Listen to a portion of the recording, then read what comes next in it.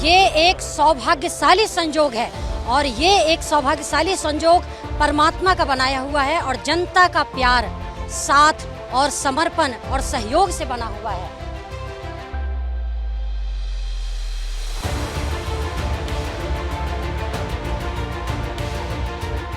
मोदी तो चुनौती है, ये बात नहीं कि नहीं, लेकिन कोई खास बात यहाँ बिहार में नहीं होने जा रहा है। मुंगेर लोकसभा सीट की काफी चर्चा हो रही है। एक तरफ यहाँ पर महागठबंधन की प्रत्याशी हैं अनीता देवी जो अशोक महतो की पत्नी हैं, दूसरी तरफ एनडीए से यहाँ पर प्रत्याशी हैं ललन सिंह जदयू से, वो यहाँ के मौजूदा सांसद भी हैं। 13 मई को वोटिंग होनी है। चौथे चरण में पूरे दमखम के साथ अशोक महतो की पत्नी अनीता देवी चुनाव प्रचार में जुट गई हैं। यहाँ पर मुंगेर में एक क्षेत्र में वो अभी समर्थकों से मिल रही हैं। डोर टू डोर कैंपेन चल रहा है। अभी मंदिर में पूजा पाठ भी की है, भगवान का आशीर्वाद ली है। अनीता जी, आप कैंपेनिंग कर रही हैं, चौथे चरण में वोटिंग होनी है, जनता का क्या रिस्पांस मिल रहा है? आप तो डोर टू डोर कैंपेन कर रही हैं, रोड शो कर रही हैं, क्या लग रहा है? उन्हें मुझसे बहुत उम्मीद हो गई है। पहले वो लोग बहुत ठगे महसूस किए हैं और क्योंकि बहुत सारी प्रॉब्लम्स जो थी वो सारे उनके वैसे ही के वैसे ही वहाँ हैं। और मैं जनता को सबसे पहले ये कहना चाहूँगी, मैं मुंगेर की बेटी हूँ, ये हमारा घर है, ये हमारे मुंगेर पूरा क्षेत्र मेरे परिवार जैसा है और मैं इनके दुख देख के इतना मुझे इतना बुरा लगा कि इन लोगों का प्यार मिल रहा है और मैं जब जीत के आऊँगी तो इनके हर संभव प्रयास करूँगी कि इनके सारे दुख को दूर करूँ। इनके सुख दुख में हर तरह से मैं खड़ी हूँ। आपका मुकाबला ललन सिंह से है, इनको चुनौती मान रही हैं? नहीं, मैं ऐसा बिल्कुल नहीं देखती। मुझे अपने फोकस करना है सच्चाई पर, क्यों जो इन लोगों की परमेश्वर ने जो मुझे अचानक से ये सारी चीज़ संजोग बना है, सौभाग्यशाली संजोग, इसको उसमें वो मुझे अपने आप बहुत इतने गाइडलाइंस मुझे मिल रहे हैं, इतने प्यार मिल रहे हैं और इतना मुझे विश्वास ही नहीं, अटूट और अटल विश्वास हो चुका है कि इनके प्यार मुझे इतने भारी बहुमत से जिताएगी। बस मेरी जिम्मेदारी इतनी बढ़ गई कि मैं इनके पूरे हर संभव तरीके से इनके खड़ी उतरूं। किन मुद्दों पर आप चुनाव लड़ रही हैं? विकास, शिक्षा, चिकित्सा, रोड। ललन सिंह एनडीए के प्रत्याशी, एनडीए कहना है मोदी लहर जारी है, कोई टिक नहीं पाएगा सामने। नहीं, कोई भी लहर जारी हो, काम वर्क इज वर्शिप और काम प्रत्यक्ष के लिए प्रमाण की जरूरत नहीं होती है। आप हर एक जनता के पास जाके आप पूछिए, आपको हर चीज़ समझ में आ जाएगी। आप डोर टू डोर घूमिए, आप अंदर इनके घर के पास जाइए, गांव के अंदर जाइए, आपको हर चीज़ समझ में आ जाएगी।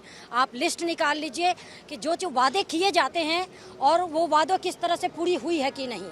अशोक महतो जी का प्रभाव है इस क्षेत्र में, नवादा में भी है, तो उसका कितना लाभ मिलेगा आपको?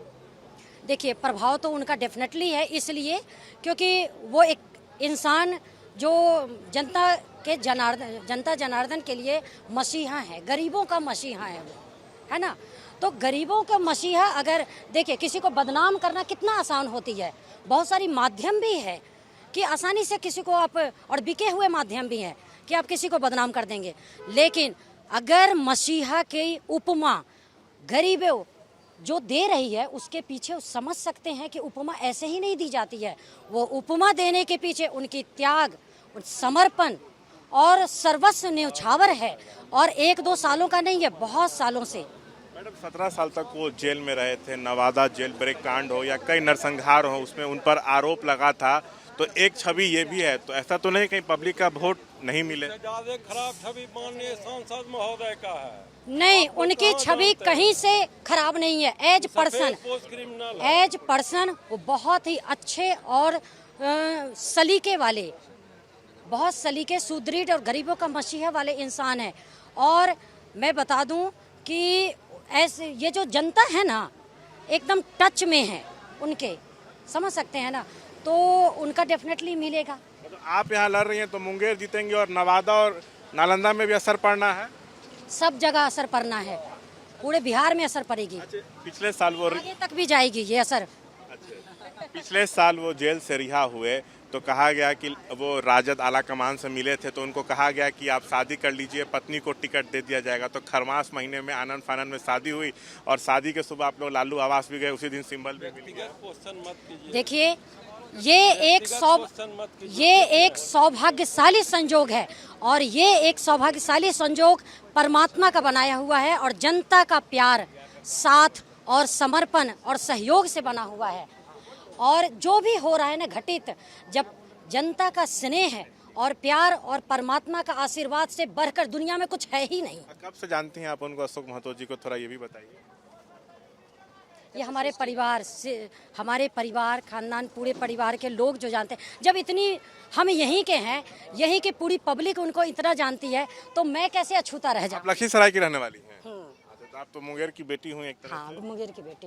बेटी हूँ। अच्छा, आखिरी सवाल, जीत को लेकर क्या आश्वस्त, कितना आश्वस्त है और जनता से क्या कहना चाहेंगी? 13 मई को चौथे चरण में यहाँ पे वोटिंग होनी है। हाँ, मैं जनता को, देखिए ये लोग तो ऑलरेडी जागरूक हैं कि ये लोग ठगे महसूस कर चुके हैं।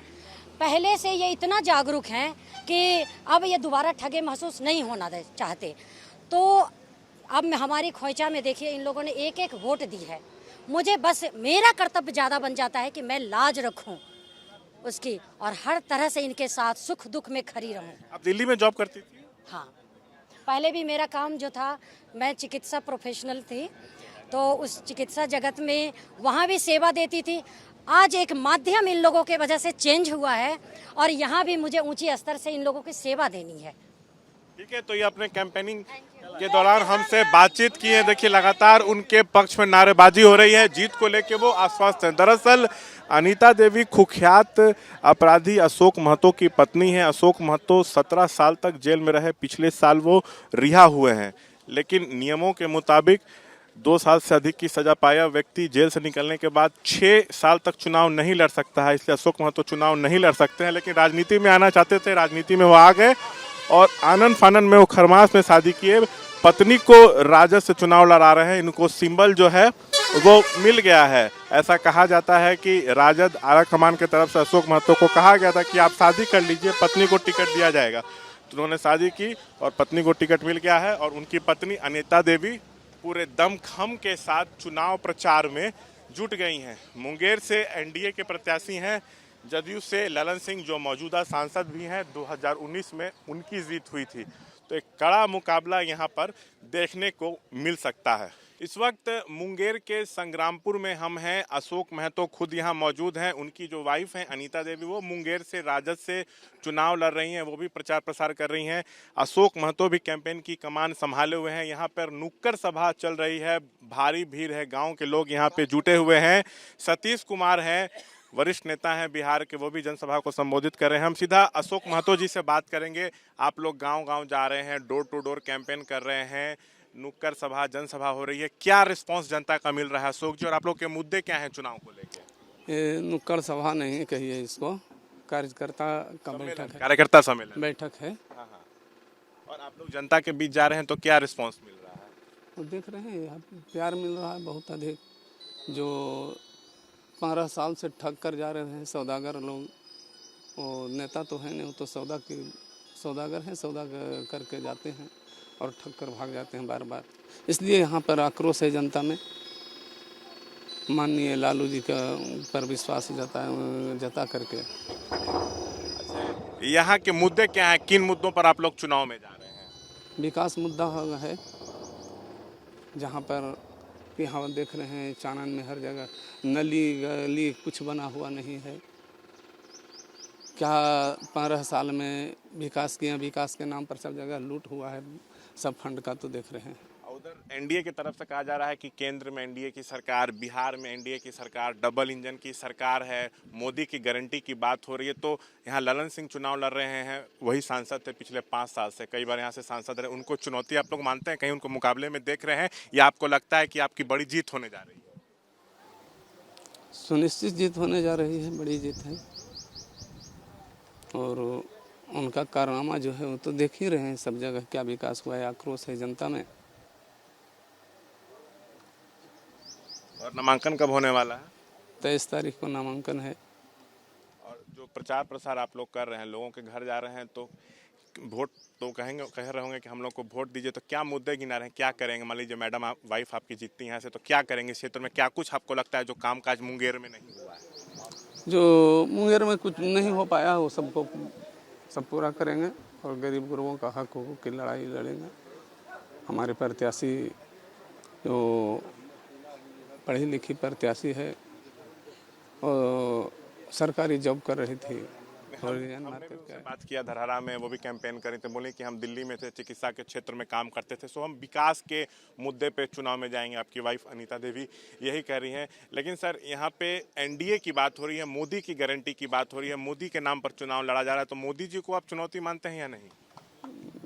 मोदी तो चुनौती है, ये बात नहीं है कि नहीं अभी, लेकिन कोई खास बात यहाँ बिहार में नहीं होने जा रहा है।